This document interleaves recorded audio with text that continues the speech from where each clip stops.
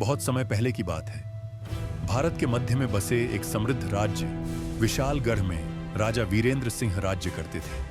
वे न केवल पराक्रमी योद्धा थे, बल्कि न्यायप्रिय और प्रजावत्सल भी थे।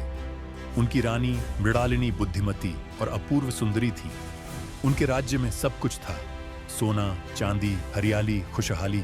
पर एक चीज की बहुत चर्चा होती थी, राजमहल के नीचे छुपी एक रहस्यमयी नागमणि की।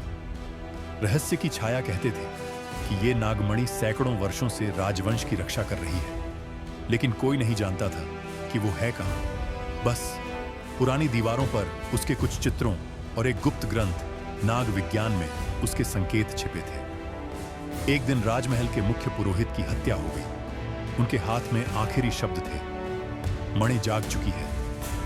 राजा वीरेंद्र सिंह स्तब्ध रह गए। उन्होंने अपने विश्वास पात्र सैनिक सेनापति अर्जुन और राजविदुषी रुद्रप्रिया को बुलाया। दोनों को यह जिम्मेदारी दी गई कि वे इस रहस्य का पर्दाफाश करें। राजमहल के तहखानों में एक पुरानी सुरंग थी जिसे नागपट कहा जाता था। कहा जाता था कि यह सुरंग केवल पूर्ण चंद्रमा की रात को ही प्रकट होती है। रुद्रप्रिया ने नाग विज्ञान ग्रंथ से एक श्लोक खोज निकाला, जहां चंद्र किरण गिरे वहां मणि रहस्य खोला। पर एक गलत कदम जीवन को सर्प निकली।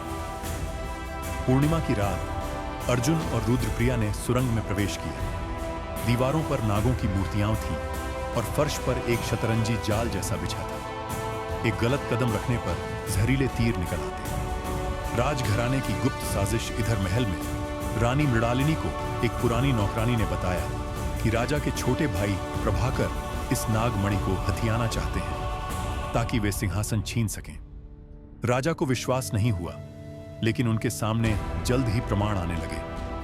प्रभाकर की हरकतें संदिग्ध थीं, और जब रानी ने उन्हें तहखाने की ओर जाते देखा तो शक यकीन में बदल गया।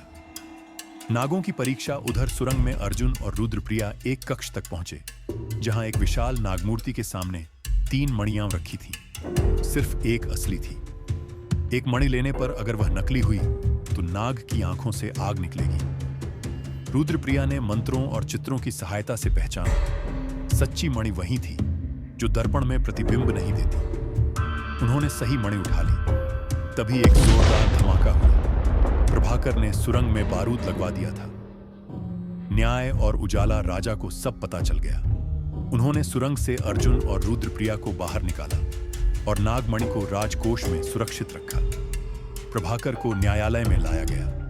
उसने स्वीकार किया कि लालच ने उसे अंधा कर दिया था। राजा ने उसे जीवनदान दिया, पर राज्य से निर्वासित कर दिया। नागमणि को अब जनता के कल्याण में उपयोग करने का निर्णय हुआ। उसकी शक्ति से राज्य में वर्षा, फसल और स्वास्थ्य की समृद्धि आई।